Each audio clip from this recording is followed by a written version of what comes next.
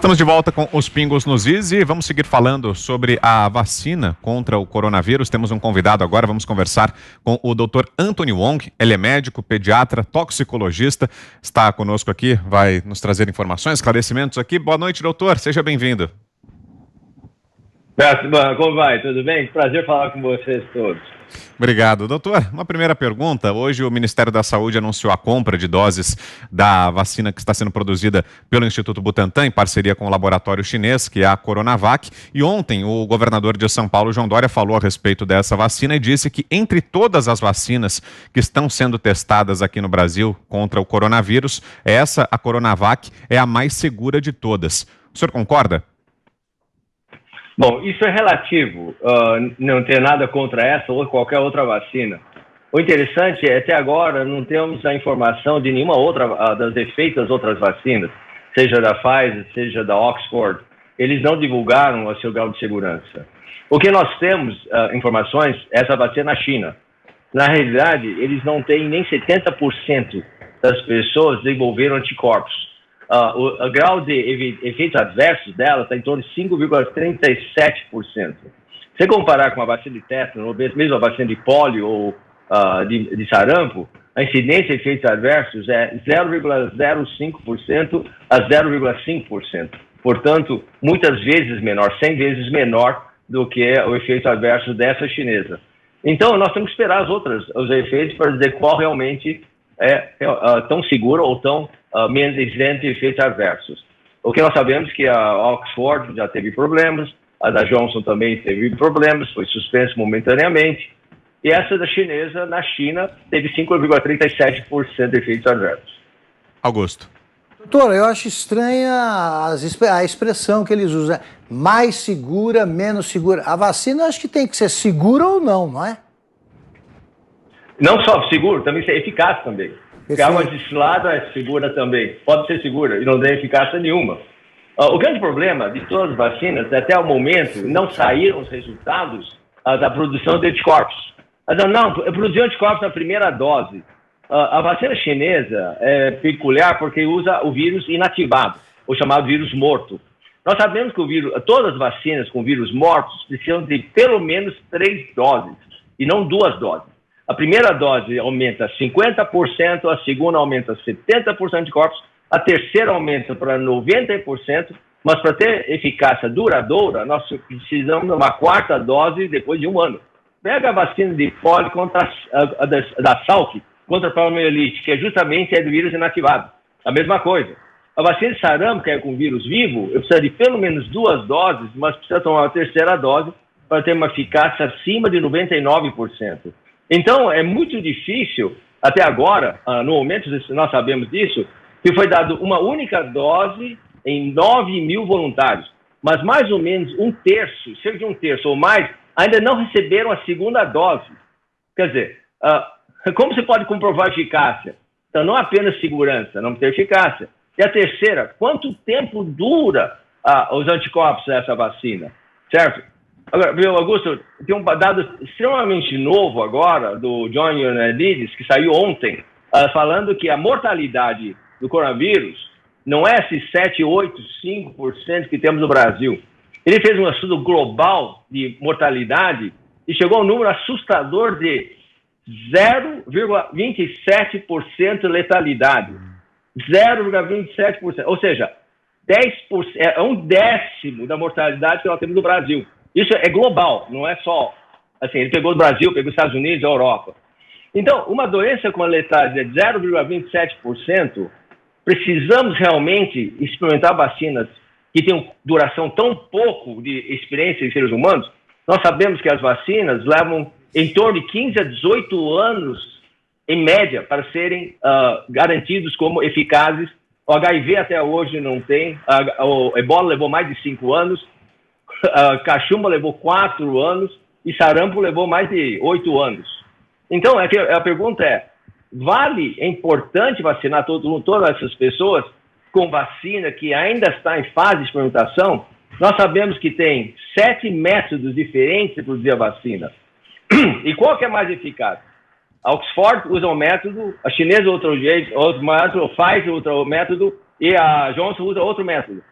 Se eu vacinar com uma vacina e a outra mostrar melhor, eu tenho o direito de tomar outra vacina, que é método diferente. Pode ser que eu tenha mais problemas. Augusto, mais uma pergunta. E as pessoas que tiveram doença podem ser vacinadas? A vacina de dengue mostrou que não. A vacina de gripe suína foi pior a vacina que a doença. Essas respostas ainda não tem nesse espaço de tempo. Guilherme Fiuza, mais uma pergunta, Fiuza. Doutor Anthony Wong, em relação, então, aos ciclos, né? Qual foi o ciclo mais rápido não tô que ouvindo. o senhor já viu, que o senhor tem conhecimento? Não estou ouvindo, não estou Fiuza, ouvindo. vou pedir para... o doutor ainda não está ouvindo o Fiuza. A mim, o senhor ouve, doutor? O senhor consegue me ouvir? Perfeito. Então deixa eu fazer outra Você pergunta. Agora o Fiuza voltou, o pessoal disse que o Fiuza agora já pode ser ouvido. Tenta de novo, Fiuza, por favor. O senhor me ouve, doutor Wong? Não estou ouvindo. Não, ainda não. Deixa eu fazer a próxima pergunta, então. Daqui a pouquinho a gente passa para o Fiuza fazer a pergunta. O senhor disse agora, doutor, que a vacina usa um vírus inativo, né? O inativado, né? O senhor sabe dizer o termo melhor do que nós aqui. E que para isso seria necessária, então, uma terceira e até uma quarta dose, mas no caso dessa vacina só foram anunciadas, de acordo com o que foi anunciado, serão apenas 2 doses. Qual foi a explicação para isso? Houve alguma explicação para o fato de haver apenas 2 doses, de serem previstas apenas 2 doses? Não, realmente não teve nenhuma explicação. Eu acho que foi a única explicação que eu consigo imaginar é pressa. É colocar uma vacina no mercado imediatamente. Então, eles deram uma vacina, deram a segunda dose 2 semanas a 4 semanas depois. Eles estão ainda avaliando o nível de anticorpos criados pelas 2 doses, daqueles que tomaram 2 doses, porque muitos não tomaram a segunda dose ainda. Só para ter uma comparação, a vacina de Salk, por exemplo, a primeira dose deu 50% de eficácia, a segunda aumentou a quantidade de anticorpos para 90% e a terceira dose foi para 99%. A Sabin oral teve 50% com a primeira dose e só com a terceira dose deu 95% de níveis de anticorpos protetoras. Então, nós temos evidências de outras vacinas que só 2 doses não são suficientes para produzir uma imunidade global suficiente. E nós para termos uma vacina eficaz para proteger a população, não se aceita números inferiores a 90%. Agora sim, Fiuza. Doutor Wong, o senhor citou os ciclos de desenvolvimento de vacinas. O senhor citou alguns, eu queria saber qual o ciclo mais curto que o senhor tem conhecimento de desenvolvimento de vacina e diante da etapa que nós estamos no desenvolvimento das várias vacinas contra a Covid, sem evidentemente fazer uma projeção, mas o que o senhor consideraria um ciclo mínimo na etapa que nós estamos agora no desenvolvimento contra a Covid? Pois é, a vacina desenvolve necessário várias etapas, né? Então, nós sabemos que tem a fase pré-clínica, feita em animais, depois a fase 1, 2, 3, que são ainda a fase experimental, são pacientes rígidos, escolhidos, voluntários, que não tenham tido a doença ainda, e depois que ele passa pela terceira fase, vai para a quarta fase, em que solta para a população em geral. Essa fase é que é mais importante, porque pega as pessoas com comorbidades, vulneráveis, crianças, velhos, etc, etc. A vacina que foi mais curta foi de cachumba, levou 4 anos. A vacina de sarampo levou 9 anos. A vacina de ebola levou 5 anos para ser desenvolvida. E levou mais 5 anos para o EMA, né, a Agência Europeia, aceitar para aplicação geral. Então, não é apenas essa fase de desenvolvimento, ele tem que passar pelas agências regulatórias para eles avaliarem os dados. Isso leva meses até anos para esses reguladores acertarem ou aceitarem a segurança dessa vacina. Ora, nós temos uma pressa enorme. São 7 métodos diferentes envolvendo a vacina. Nunca houve na história da humanidade tanta diversidade de métodos de produção. E ninguém pode garantir que a vacina feita no método A permite que você use a vacina método 2. você viu o que aconteceu com a vacina da dengue. Quem tomou a vacina, ao ser infectado com dengue, desenvolveu uma dengue pior. A vacina de gripe suína, a vacina foi pior que a doença. Então, todas essas perguntas não podem ser respondidas em curto espaço de tempo, de abril a outubro ou novembro deste ano. O próprio presidente da Merck, que tem é o maior produtor de vacinas do mundo, ele disse o seguinte: nós estamos com tanta pressa de desenvolver essa vacina que nós estamos deixando cautela e cuidados ao vento. E isso é muito perigoso. Outro perigo é as pessoas acreditarem nessa vacina e acham que está protegendo quando não está, e certamente não está pelos números de a porcentagem de pessoas com anticorpos, com uma primeira e segunda dose, quem tem coragem de tomar a terceira dose ainda, tá certo? E aí pensa que está imune e vai sair e realmente não está imune, ou até pior ainda, pode estar mal imune e pegar uma doença pior. Aliás, é isso que aconteceu com a vacina da poliomielite oral. Depois que vacinou todo mundo, descobriram agora que a vacina da poliomielite oral causou uma poliomielite pós-vacinal que era mais virulenta que o vírus da polio. E atinge em 4 em cada milhão de doses. 4 em cada milhão de doses. Quer dizer, são coisas que precisam ser resolvidas e bem analisadas antes de vacinar 7 bilhões e 800 milhões de pessoas desse planeta. Ana Paula, sua pergunta, Ana. Doutor, eu vi uma recente entrevista onde o senhor disse que o coronavírus deveria ser tratado como uma doença respiratória como outras. Por que a que o senhor acredita esse alarde que aconteceu no mundo e também na própria comunidade médica, já que a gente vê que o coronavírus ele funciona, né? Ele tem um caminho diferente em vários estados dos Estados Unidos, em vários países, no próprio Brasil a gente esperava um pico maior e não foi tão elevado assim. Aqui o senhor acredita esse alarde, principalmente dentro da comunidade médica, sobre não se tratar essa doença como uma doença respiratória, como outras, como o senhor mencionou na entrevista?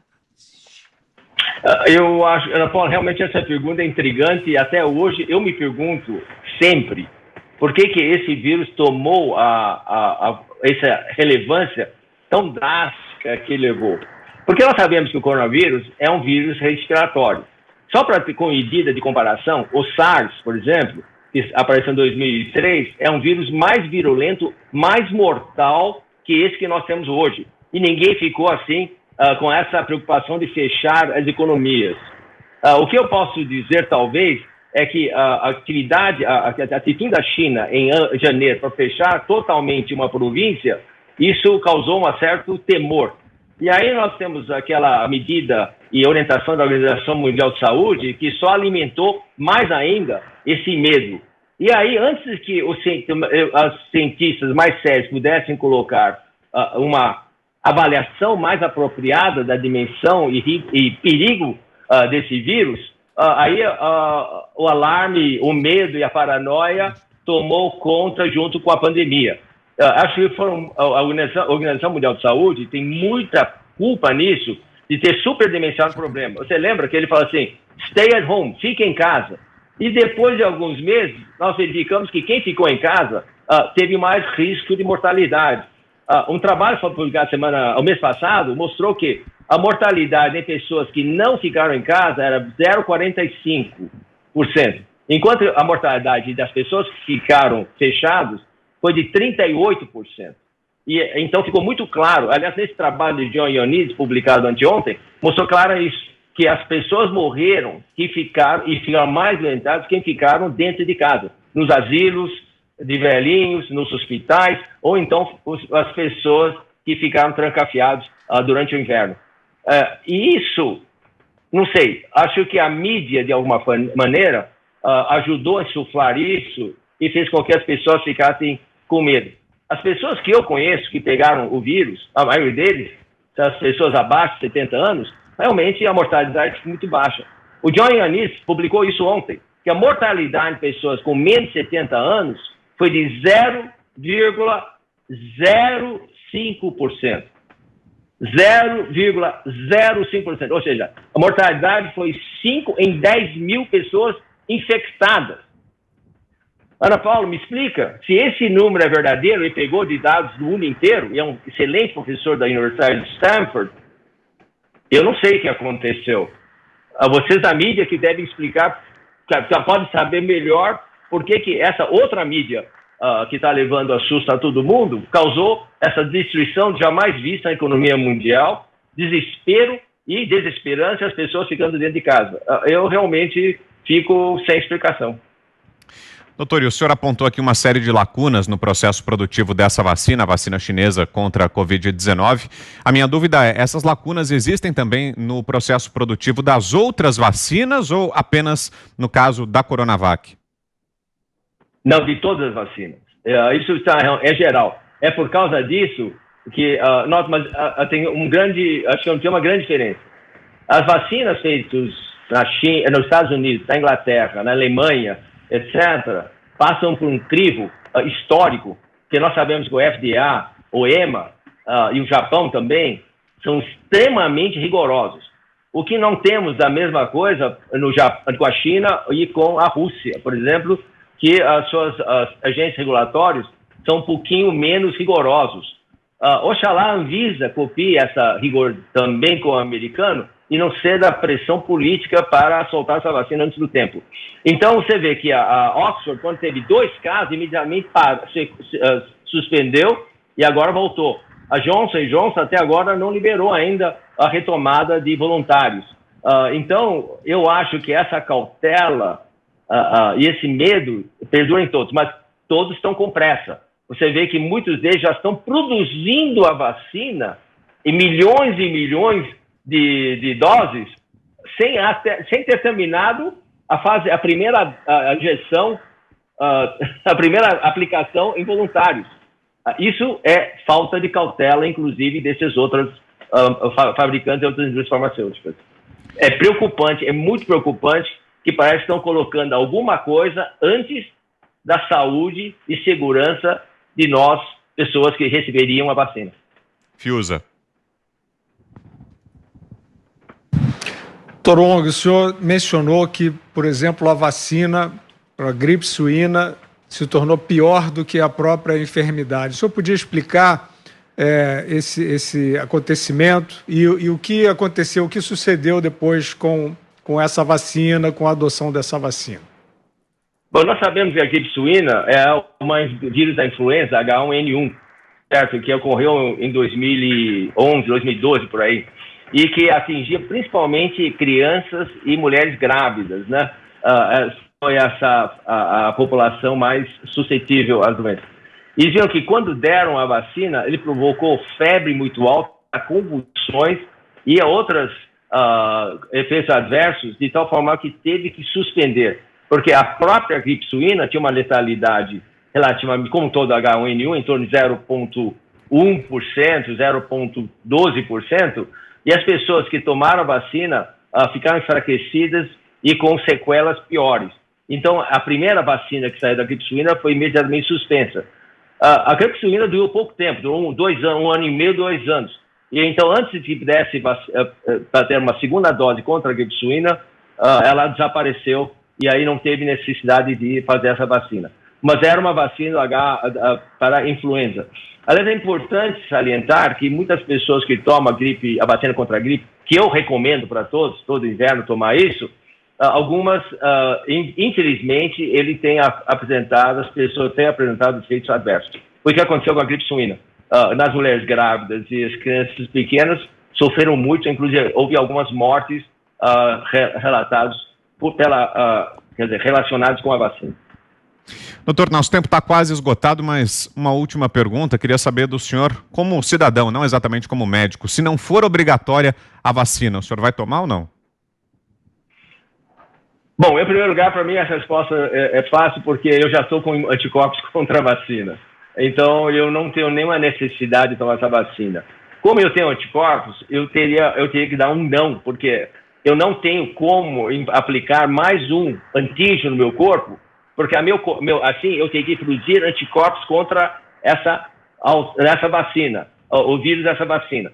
e é possível que eu desenvolva anticorpos em demasia que vai atacar o meu próprio corpo. É importante lembrar que o Covid tem duas fases. A primeira fase é causada pelo vírus, aquela que dura 7 dias, e que o tratamento precoce é importante.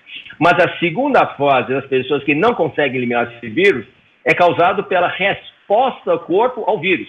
É chamado tempestade por citoquina, em que o aumento de ação inflamatória, resposta inflamatória do corpo, provoca lesão no cérebro, no coração, nos rins, no fígado e no coração, e no pulmão também. Então, essa segunda resposta, que é a resposta imune do corpo contra o vírus, é pior.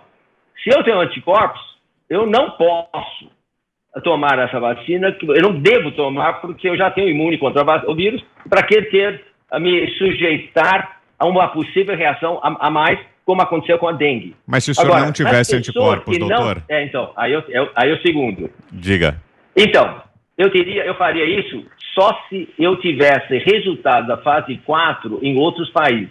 Eu vou dizer por quê, Vitor, é importante. Nós vemos que a Europa está na segunda onda, tá certo? Nós já tínhamos previsto isso em março. Falei, vai ter uma segunda onda, porque o vírus tem resposta sazonal. Ora, eles vão ter que receber essa vacina agora em janeiro, fevereiro.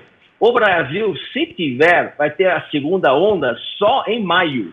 Então, nós temos o conforto de esperar o resultado dessas vacinas em outros cobaios do hemisfério norte, para nós escolhermos qual a melhor vacina para o hemisfério sul e o Brasil. O Brasil, o número está caindo de tal maneira que não justifica tomarmos vacina em janeiro, fevereiro.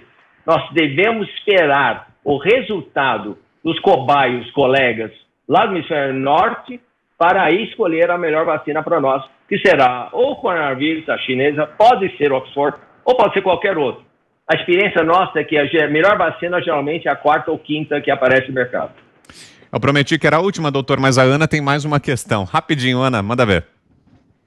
Doutor, é baseado na sua resposta, né, que o senhor já tem anticorpos. Nesse caso, então, se uma vacina fosse obrigatória, ela poderia ser prejudicial para aquelas pessoas que tiveram a Covid, mas que foram assintomáticas e não sabem que tiveram a doença. Perfeitamente, exatamente isso. Essa é a grande questão, porque a fase 3 foi dada para voluntários sadios que não tiveram a doença, e eles vão agora se expor pela comunidade para ver se eles vão pegar a doença ou não, tá certo? Então, não foi aplicado em quem já teve vacina. Como eu disse, a vacina da dengue e da poliomielite são exemplos que não devem fazer essa vacina. Agora, tem mais uma coisa. Tem tantas pessoas assintomáticas e oligossintomáticas que já têm anticorpos. Então, nós temos que testar primeiro a pessoa para saber se ele tem anticorpos para depois aplicar a vacina. Aliás, isso é feito com as outras vacinas. Ana Paula, não sei se você já fez pré-natal, mas você lembra, se tiver Natal, você tem que fazer os anticorpos primeiro para saber se você teve rubéola, cachumba, sarampo e hepatite. Se você não teve, você ia tomar a vacina antes de ficar grávida. Isso é feito em todo mundo. Agora, nessa doença, é a mesma coisa. Nós temos que fazer a sorologia para ter certezas que a pessoa não tem anticorpos. Aí, nessas pessoas, podem ser, de alguma forma, tomar uma vacina segura, eficaz e duradoura. Muito bem, quero agradecer muito aqui ao Dr. Anthony Wong, médico, toxicologista, pediatra. Doutor, foi muito esclarecedora, muito rica a nossa conversa. Desde já, deixo o convite aqui para que o senhor volte ao programa. São muitas as questões, muitas dúvidas que vão surgindo enquanto o senhor fala. O senhor é sempre muito esclarecedor, muito didático e a gente vai se debruçando sobre o assunto e criando interesse e as dúvidas vão surgindo. Então, deixo aqui já o convite para que o senhor volte aqui a conversar conosco. Muito obrigado, boa noite. Eu agradeço a oportunidade, mas lembra, eu não sou contra vacinas, mas sou a favor de vacinas seguras e eficazes. Excelente. Obrigado, doutor. Um abraço. Obrigado mais uma vez. Diga, Augusto. A audiência subiu até mais ainda, né? Temos tido audiências extraordinárias, índices extraordinários. O que disse o doutor, ele poderia ter falado antes até da nossa conversa, porque é desmoralizante para essa turma que está discutindo, né? Tem que ser obrigatório, tem que ser, olha aí. Eles não têm que ouvir a ciência. Está dando números aí, dados absolutamente indispensáveis, né, para essa discussão.